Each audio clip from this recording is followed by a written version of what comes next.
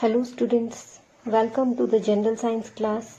In the previous video, we studied formation of root, types of root, stem and its parts. I hope you all have read the lesson and have your textbooks with you, as we are going to learn about the rest parts of the plant, that are leaf, flower and fruit. Students, we see leaves daily in our surroundings. But have you ever observed any leaf? Let's observe the structure of a leaf. Here you can see this is a peepal leaf. This stalk of the leaf is called petiole.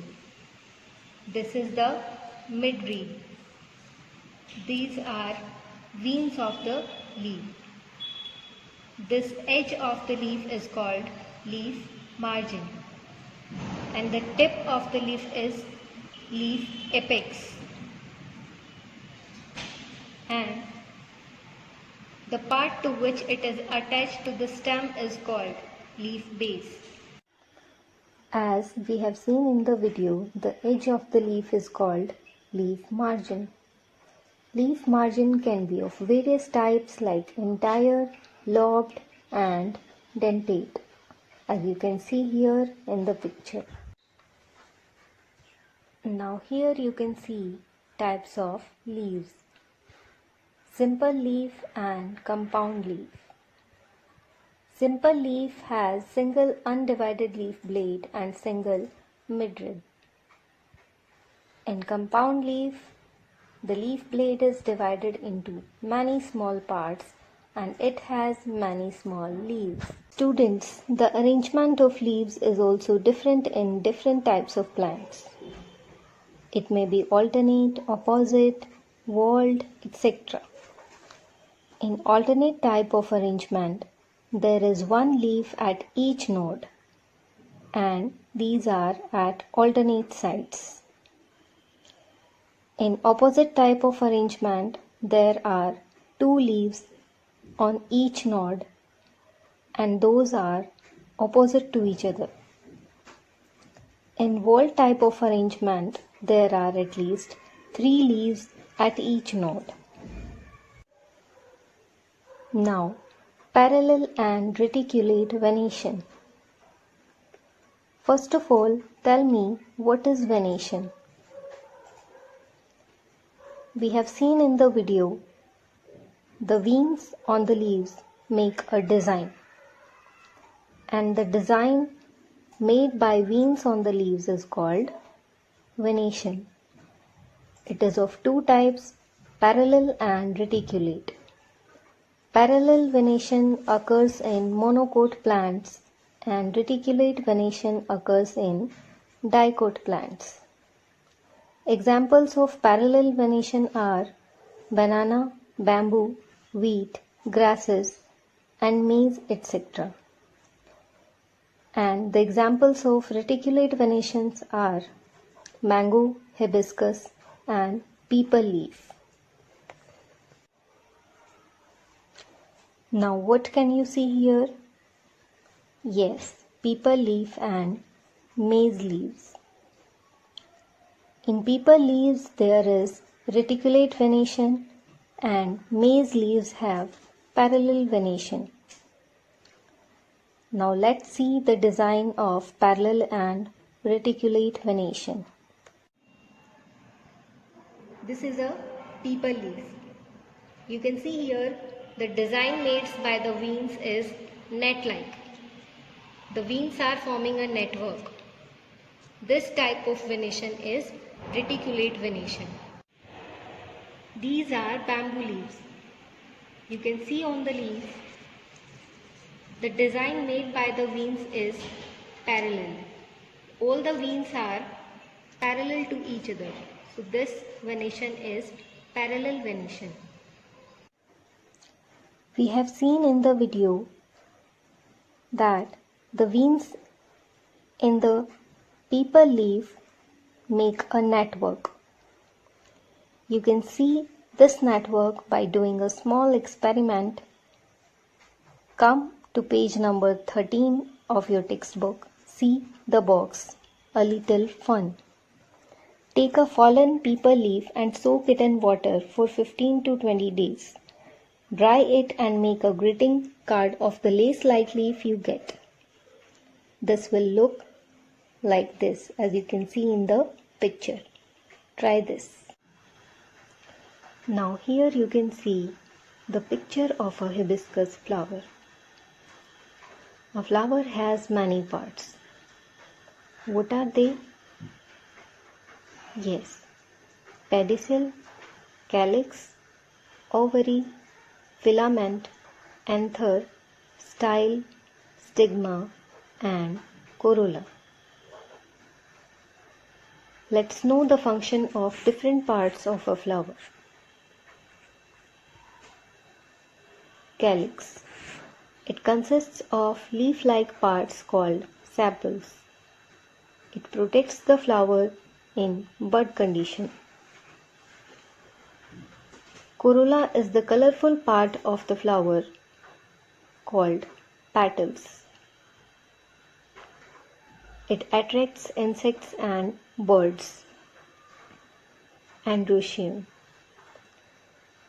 It consists of anther and filament, collectively called stamen.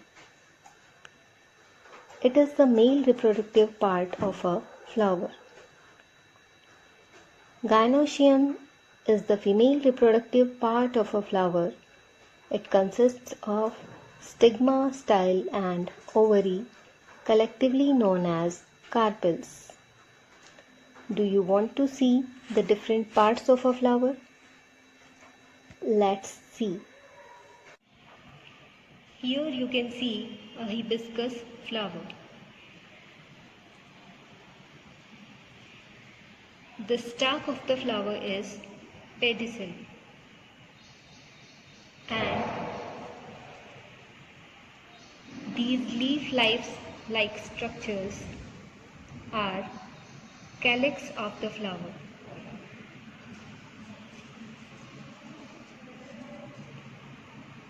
These are petals or corolla of the flower. And you can see here yellow dot-like structures. These are anthers. And the part to which these anthers are attached is filament. This part is filament of the flower.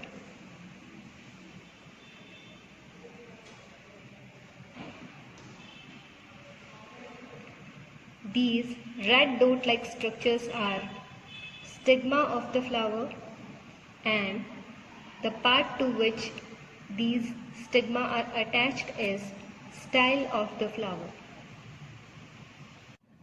Students, we have seen the primary parts of the flower. Now we are going to see the reproductive parts of the flower. Here you can see these are the anthers and filament, also known as stamen.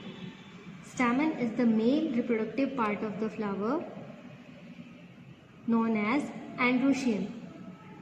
Now, gynoecium. This part consists of ovary, stigma, and style. This whole part is known as gynoecium. You can see here a tube is attached to the ovary and it is joined to the stigma and style. So this whole part is gynoecium or female reproductive part of the flower. Now what can you see here? Yes, these are fruits. We eat different types of fruits. Fruits are the main source of a balanced diet. Each type of fruit has its own characteristics.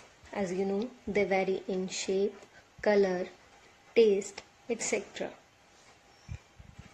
Fruits are juicy, pulpy, and aromatic structures that enclose seeds. Some are single-seeded and some are many-seeded.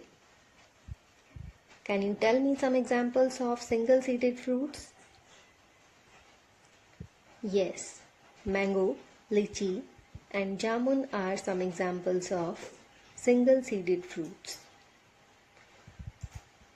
Now tell me some examples of many-seeded fruits. Yes, jackfruit, strawberry and pomegranate are some examples of many-seeded fruits. I hope you all are aware of cotyledon. Cotyledon is a leaf-like structure inside the seed which stores food for the baby plant. So, seeds with single cotyledon are monocot seeds and seeds with two cotyledons are dicot seeds. Mono means one and di means two. Examples of monocot seeds are rice, maize, wheat, etc. And examples of dicot seeds are beans, groundnut, grams, etc.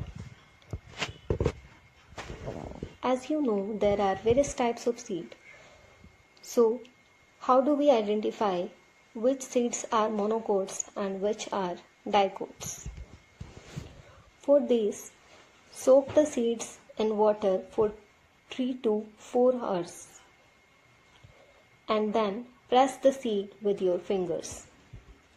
If it gets divided into two equal parts, as you can see in the picture, then the seed is dicot. And if it doesn't divide into two equal parts, then it is monocot seed. So rice, wheat and maize do not divide in two equal parts. So these are monocot seeds. And seeds like gram, groundnut, etc. divide into two equal parts. So these are dicot seeds. We have studied different parts of the plant, that are flower, stem, leaf and root. We observed their structures and learned about their functions. Now let's recall the functions of different parts of a plant. Flower. This part makes seeds. Stem. This part carries food and water through the plant. Leaf makes food for the plant, as you know, by the process of photosynthesis. Roots carry water from the soil to the plant.